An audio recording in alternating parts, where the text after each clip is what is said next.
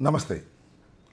Pan India సినిమా సాక్షాత్తు Andhra Pradesh deputy chief minister Pawan Kalyan గారు నటించిన హరిహర వీరమల్లు నిన్న రిలీజ్ అయింది. చాలా ఉత్కంఠతతో రాష్ట్ర ప్రజానీకమే కాదు, దేశ ప్రజానీకం కూడా ఎదురు చూశారు. ఈ సినిమా సక్సెస్ అవుతుందా, ఫ్లాప్ అవుతుందా అనేది అందరూ ఎదురు చూసినటువంటి అంశం. దీనికి ప్రధానమైన కారణం ఏంటంటే, చాలా రోజుల తర్వాత పవన్ కళ్యాణ్ గారి సినిమా రావటం. అంటే బ్రో సినిమా తర్వాత సుమారుగా 2 సంవత్సరాలు అయింది. ఆ సినిమా తర్వాత ఇవాళ హరిహర వీరమల్లు రిలీజ్ అవుతుంది. చాలా పెద్ద గ్యాప్తో రిలీజ్ అవుతున్నటువంటి చిత్రం కాబట్టి ఇది ఎలా ఉంటుంది, ఇది విజయవంతం అవుతుందా కాదా అనేది ఉత్కంఠతో ఎదురు చూసినటువంటి అంశం.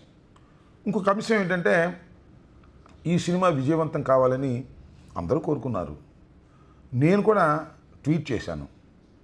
పవన్ కళ్యాణ్ గారి Harihara Veeramallu super duper hit అయి కనకవర్షం కురిపించాలని కోరుకున్నాను అని ట్వీట్ చేశాను.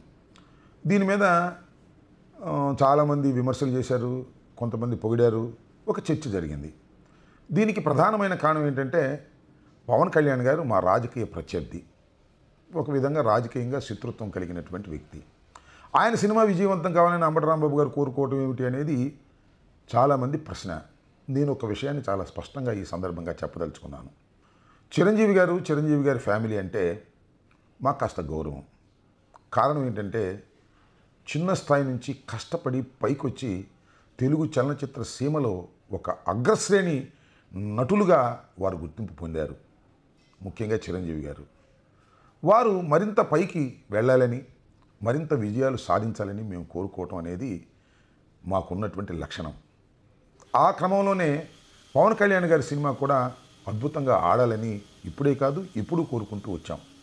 ఈసారి ప్రత్యేకంగా ట్వీట్ చేయడానికి గల కారణం ఏమిటంటే, ఆ సినిమా 2020లో ప్రారంభమైంది. చాలా గ్యాప్ తర్వాత రిలీజ్ అవుతుంది. ఏఎం రత్నం గారు దానిలో పెట్టుబడి పెట్టి చాలా ఇబ్బందులకు గురయ్యారు.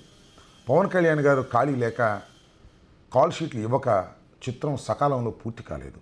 20 నుంచి 25 వరకు 5 సంవత్సరాల పాటు ఆ సినిమా రిలీజ్ కాకోకుండా ఉండిపోయింది. అందువల్ల అవుట్డేట్ అయిపోతుందనేటువంటి భయం కూడా చాలామందిలో ఉంది. ఏఎం రత్నం గారు ముందుగా ఈ చిత్రాన్ని క్రిష్కి డైరెక్టర్గా ఇచ్చారు. ఆయన కూడా 5 సంవత్సరాలు అయ్యేసరికి ఉండలేక వెళ్ళిపోయాడు. చివరికి జ్యోతికృష్ణ అని వాళ్ళ అబ్బాయి, ఆయన కూడా డైరెక్టరే, ఆయన చేత డైరెక్ట్ చేయించుకుని ఎట్టకేలకు చివరకు సినిమా రిలీజ్ చేసుకున్నారు. ఈ సందర్భంగా నేను గతంలో ఒక వీడియో కూడా చేశాను. పవన్ కళ్యాణ్ గారు రాజకీయ బిజీలో పడి ఉన్న చిత్రాలను పూర్తి చేయటం లేదు, అందువల్ల నిర్మాతలు తీవ్రంగా నష్టపోతున్నారు, కాబట్టి తక్షణమే మీరు పూర్తి చేయటం మంచిది అని ఒక సలహా కూడా నేను ఇవ్వటం జరిగింది. ఆ వీడియో కావాలంటే మరొకసారి చూసుకోండి. ఇదే కాదు, ఓజీ ఉంది, దానితో పాటు వస్తాద్ భగత్ సింగ్, ఈ 2 కూడా ఉన్నాయి. ఇవి అవుట్డేట్ అయిపోతున్నటువంటి సందర్భం. ఇలాంటి క్లిష్ట పరిస్థితుల్లో ఏఎం రత్నం గారికి కనకవర్షం కురవాలని నేను కోరుకున్నాను. కనకవర్షం కురవాలని కోరుకున్నానంటే అధికార దుర్వినియోగాన్ని చేసి అడ్డగోలుగా జీవోలు ఇప్పించుకుని తద్వారా ప్రజల దగ్గర నుంచి డబ్బు కాజేయాలనేది నా ఉద్దేశం కాదు.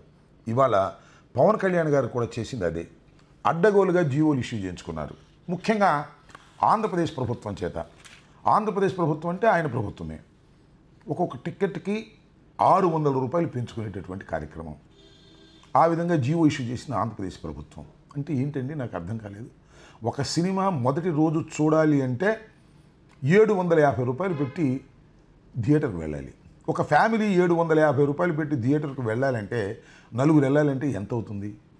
ఈ విధంగా దోపిడీ చేసే కార్యక్రమాన్ని పవన్ కళ్యాణ్ గారే సాక్షాత్తు చేయటం ధర్మమేనా? సినిమా బాగుంటే ఏ రేటు ఉన్నా ఆడుతుంది అనేది అందరికీ తెలిసినటువంటి సత్యం. ఇది నేను చెప్పినటువంటి అంశం కాదు. నారాయణమూర్తి గారు ఒక చిన్న నిర్మాత, దర్శకుడు, ఆయన చెప్పాడు, సినిమా బాగుంటే ఆడుతుంది, బాగోపోతే రేటు పెట్టినా ఆడదు, రేటు పెట్టకపోయినా ఆడదు అనేది ఒక నగ్న సత్యం సినిమా ఫీల్డ్లో. నా విజ్ఞప్తి, నాకు ట్యాక్స్ ఫ్రీ వద్దు, ఏం వద్దండి, నా గవర్నమెంట్ సైడ్ నుంచి ఏ సహకారం వద్దండి ప్లీజ్. నేను కోరుకునేది ఏంటంటే, దయచేసి మీరు ప్రమోట్ చేయండి సినిమాని. నా సినిమా గురించి చెప్పండి, సినిమా జనాలకు వెళ్ళి చేయండి, జనాన్ని చూడమని చెప్పండి. ఏమాత్రం సినిమా బాగుంటే జనాన్ని కనెక్ట్ అయితే సినిమా సక్సెస్ అవుద్ది. ఆ హెల్ప్ చేయండి, దట్స్ వాట్ ఐ వాంట్. కానీ మొదటి రోజునే ప్రజల దగ్గర నుంచి డబ్బులు సక్సెస్ చేయాలి అనేటువంటి భావనతో ఇలాంటి జీవోలు ఇష్యూ చేసి అధికారాన్ని దుర్వినియోగం చేశారు పవన్ కళ్యాణ్ గారు అని అంట. ఇది తప్ప కాదు. ఒకసారి ఆలోచించండి. ముఖ్యంగా పవన్ కళ్యాణ్ గారు కూడా ఆలోచించండి. ఇంతటితో ఆగల పవన్ కళ్యాణ్ గారు రేవంత్ రెడ్డి గారి మీద కూడా ఇన్ఫ్లుయెన్స్ చేశారు. రేవంత్ రెడ్డి గారు ఒకానొక సందర్భంలో ముఖ్యంగా పుష్ప సినిమాకు జరిగినటువంటి ఒక సంఘటన సందర్భంగా శాసనసభలో వివాదం అయితే ఏ విధంగా మాట్లాడారో మీ అందరికీ తెలుసు. ఇంకా బెనిఫిషియల్ ఉండవు, టిక్కెట్లు పెంచే ప్రశ్నే ఉండదు అని సాక్షాత్తు శాసనసభలో ప్రతిజ్ఞ చేసినటువంటి ఆ రాష్ట్ర ప్రభుత్వాన్ని, రేవంత్ రెడ్డి గారిని కూడా చంద్రబాబు గారి ద్వారా ఇన్ఫ్లుయెన్స్ చేసి రేట్లు పెంచేశారు. భయంకరమైన రేట్లు పెంచేటటువంటి కార్యక్రమం చేసినటువంటి విషయం మీకు తెలుసు. आज स्पेशल प्रिविलेज मांगे तो ये सरकार में नहीं मिलने वाले, मैं जब तक मैं कुर्सी में रहता हूं तब तक नहीं देता हूं. ఇలా రెండు రాష్ట్రాల్లోనూ ఏదో ఒక విధంగా ఈ సినిమా ఆడినా ఆడకపోయినా మొదటి 2 రోజుల్లోనే డబ్బంతా సక్ చేయాలనేటువంటి ఉద్దేశంతో అధికారాన్ని దుర్వినియోగం చేసి జీవోలు ఇప్పించుకున్నటువంటి పవన్ కళ్యాణ్ గారిని ఏమనాలి? ఆయన ప్రజాసేవ కోసం వచ్చాడనుకోవాలా, లేక ఈ విధంగా అధికారాన్ని దుర్వినియోగం చేయడానికి ప్రయత్నం చేస్తున్నాడని అనుకోవాలా? ఒక్కసారి ప్రజలు ఆలోచించాలని మనం చేస్తున్నాం. సరే, ఆ విషయాన్ని పక్కన పెడదాం. సినిమా ఎలా ఉంది అనేది ఇక్కడ ప్రశ్న. సినిమా అనుకున్నంత విజయాన్ని సాధించలేకపోయింది. ఒక విధంగా చెప్పాలంటే ఫ్లాప్కు అతి దగ్గరగా ఉంది. దానికి ప్రధానమైన కారణం ఈ 5 సంవత్సరాల పాటు ఆ సినిమా తీయటం, డైరెక్టర్లు మారటం. దీనివల్ల ఆ సినిమా అనుకున్న స్థాయిలో విజయం సాధించలేదు. రేట్లు పెట్టినా కనకవర్షం కురిసేటటువంటి పరిస్థితి లేకపోవటం చాలా విచారకరమైనటువంటి అంశంగా నేను ఈ సందర్భంగా చెప్పదలుచుకున్నాను. సినిమా ఆడాలని అందరం కోరుకుంటాం. ప్రధానంగా నేను మరొక్కసారి చెప్పదలుచుకున్నది ఏమిటంటే, పవన్ కళ్యాణ్ గారు మాకు రాజకీయ ప్రత్యర్థే తప్ప సినిమా ప్రత్యర్థి కాదు. వాళ్ళ సినిమాలు బాగా ఆడాలని, అద్భుతంగా వారు నటించాలని మేము కోరుకుంటాం. మరి ముఖ్యంగా చెప్పాలంటే పవన్ కళ్యాణ్ గారు కానీ, చిరంజీవి గారు కానీ అద్భుతమైన నటులే తప్ప అద్భుతమైన రాజకీయ నాయకులు కాదు అనేది ఇప్పటికీ ఎప్పటికీ నా అభిప్రాయం.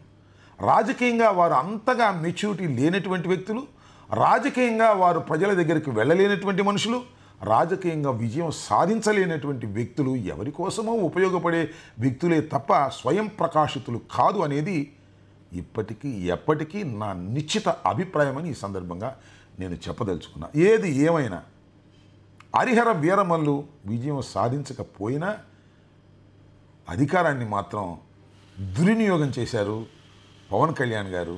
ఇది సరైనటువంటి విధానం కాదు, మంచి పద్ధతి అంతకంటే కాదు అని మాత్రం స్పష్టంగా చెప్పదలుచుకున్నా.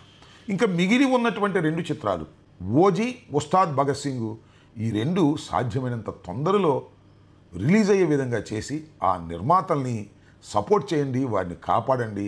ఫ్లాప్ అవుతాయో సెక్స్ అవుతాయో అది వేరే అంశం. ముందు వారు ఒక టెన్షన్ నుంచి రిలీజ్ అవుతారు. ఇంకా రాబోయే కాలంలో మీరు చిత్రాల్లో నటిస్తారా లేదా అది వేరే అంశం. కాబట్టి తక్షణమే మీరు ఆ 2 చిత్రాల్లో నటించి విడుదల అయ్యే విధంగా చేసి నిర్మాతలకు ఊరట కలిగించవలసిందిగా కోరుతున్నాను. అదేవిధంగా ఇంకొక అంశాన్ని కూడా చెప్పదలుచుకున్నాను. తణుకులో నిన్న సినిమా రిలీజ్ అవుతున్నటువంటి సందర్భాన్ని పురస్కరించుకొని మీ అభిమానులు మా నాగేశ్వరరావు గారు వ్యాన్ వెళుతుంటే ఆ వ్యాన్ మీద ఎక్కి తొక్కి గందరగోళం చేశారు.